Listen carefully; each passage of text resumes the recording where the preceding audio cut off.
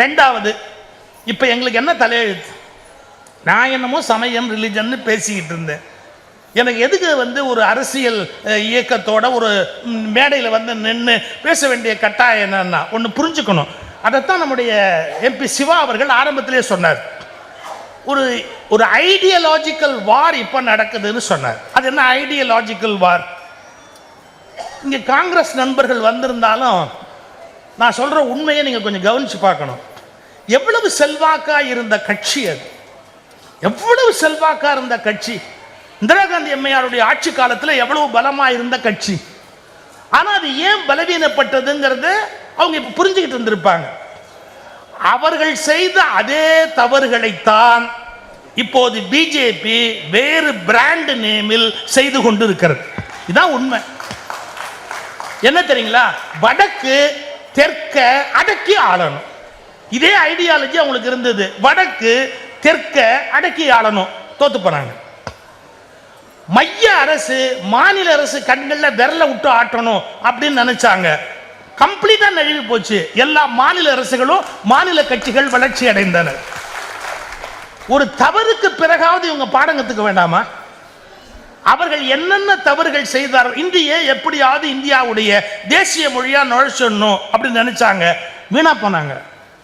இப்ப அவங்க என்னென்ன தவறுகள் செய்தார்களோ அந்த தவறுகளை மீண்டும் செய்து ஒரு தத்துவ போற தொடங்கிட்டாங்க. எப்படி மாநில அரசுகளை செயலற்றதாக ஆக்கணும், எவ்வளவு இடைஞ்சல் எதிர்கட்சி ஆளும் மாநிலங்களுக்கு கொடுக்க முடியுமோ அவ்வளவு கொடுக்கணும். இதெல்லாம் தேவையா? உங்ககிட்ட கொடுத்த இடத்தை ஒழுங்கா காப்பாத்திட்டு போங்களேன். கொடுக்காத இடத்தை பிடிக்கிறதுக்கு ஒரு ஏக்நாத் ஷிண்டேயை ஏன் தேடிக்கிட்டே இருக்கிறீங்க? எங்கேயாவது ஒரு ஏக்நாத் ஷிண்டே கிடைக்க மாட்டாரா அப்படின்னு இதையே ஏன் தேடிட்டு இருக்கிறீங்க? கொடுத்த இடத்தை சார் உங்களை நம்பி எங்க கொடுத்தாலும் அதை சரியா பண்ணா ஜனங்க யோசிப்பாங்களா இல்லையா? நல்லா பண்றான்பா, நல்ல பிரமாதம் பண்றாமான்னு யோசிப்பானா இல்லையா? அதை விட்டுட்டு உங்ககிட்ட கொடுக்காத இடத்தை எல்லாம் எப்படி பிடிக்கிறதுன்னு புறவாசல் வழியாவே உள்ள வருது, புறவாசல் வழியாவே உள்ள வருதுன்னா இது வேண்டாத வேலை தானே. நேரா போய் மக்கள் அப்ரூவல் வாங்கறதுக்குரிய காரியத்தை பண்ணுங்களேன். எங்க பார்த்தாலும் பின்வாசல் வழியா உள்ள வரதுக்கான யோசனையை ஏன் செய்றீங்க? அதனாலதான் சொன்னேன், இட் இஸ் an ஐடியாலஜிக்கல் வார்.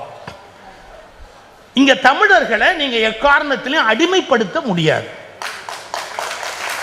இவர்கள் வீர மறவர்கள், அவங்களுடைய உணர்வுகள் வேற. அவர்களை அடிமைப்படுத்த நினைக்கிற போதெல்லாம் நீங்கள் தோற்று போகிறீர்கள். அதனால இப்ப நம்ம இந்தியாங்கிற ஒற்றுமையில தான் இருக்கிறோம், அந்த உணர்வுல தான் இருக்கிறோம். ஆனா ஒன்றை புரிந்து கொள்ள வேண்டும், நாட்டுப்பற்று என்கிற உயர்ந்த விஷயத்தில் நாம் இருப்பதை அவர்கள் நினைத்து கொண்டு நம்மை அடிமைப்படுத்தி விடலாம் என்று நினைக்க கூடாது. நமக்கு உறவு வேணும்னு நினைக்கிறதுக்காக நம்மளை அவங்க வீணாக்கலாமா?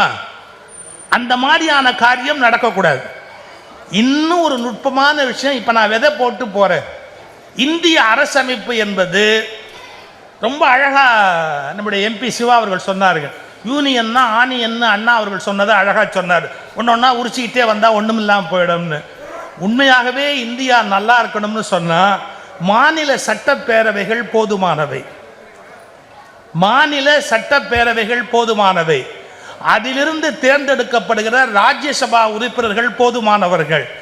தனியான ஒரு மத்திய பாராளுமன்றம் என்பது நம்முடைய தேவை அற்றது. நமக்கென்ற பாராளுமன்ற உறுப்பினர்லாம் எனக்கு கோச்சுக்காதீங்க, நான் சொல்றது உண்மையான அரசியல் அமைப்பு. ஏன்னா தமிழ்நாட்டுக்குன்னு ஒரு அமைப்பு இருக்கு, அது சட்டமன்றத்தை தேர்ந்தெடுக்குது. அந்த சட்டமன்றத்தில் தேர்ந்தெடுக்கப்பட்டவர்களுக்கு வாய்ஸே அங்க இல்லைன்னா, நம்ம சொல்றது எதையுமே கேட்கறது இல்லைன்னா, நம்ம சொல்ற எதையுமே அவங்க கேட்க மாட்டாங்க. நீங்க 40 பேர் இருந்தா கூட எங்க இஷ்டம், நாங்க உங்களை அடிமையா வச்சிருப்போம், மாத்தி பேசுவோம்னா எப்படி ஏத்துக்கிறது? அப்ப அரசமைப்பு சட்டத்திலேயே என்ன மாற்றம் வரணும்னு கேட்டா, மாநிலங்கள் குரல் தான் மத்தியில் வலிமையாக ஒலிக்க வேண்டும். அதுக்கு என்ன வழின்னா, சட்டமன்றங்களின் மூலம் தேர்ந்தெடுக்கப்பட்ட உறுப்பினர்களை கொண்ட ஒரு அரங்கம், ராஜ்யசபா மாதிரி ஒன்று. அதுல 2 பேர் வேஸ்ட். பிரசிடென்ட் பிரைம் மினிஸ்டர்னு வேண்டியதில்லை, பிரசிடென்ட் மட்டுமே போதுமானது. பிரைம் மினிஸ்டர்ங்கிற போஸ்டே இந்த தேசத்துக்கு தேவை கிடையாது. 2 போஸ்டையும் பவரையும் கம்பைன் பண்ணலாம். கம்பைன் பண்ணா ஒரு 300 கோடி மிச்சமாகும். 2 ஒன்னாக்குனா 300 கோடி மிச்சமாகும். டாக்டர் கலைஞர் அருமையாக ஒரு செயலகம் உருவாகணும்னு ஆரம்பிச்சார் இல்லையா? நல்ல ஒரு தலைமைச் செயலகம் வரணும்னு எவ்வளோ கஷ்டப்பட்டு ஒன்று கட்டினார். சரி, அதை மாற்றிட்டாங்க. ஒன்றும் லேட் இல்லை. 60 ஏக்கர் சும்மா இருக்கு. 60 ஏக்கர் சும்மா இருக்கு. ராஜ்பவன்ல அடுத்த ராஜ்பவன்ல தலைமைச் செயலகம் அமைவதற்கு நீங்க முயற்சி பண்ணணும்.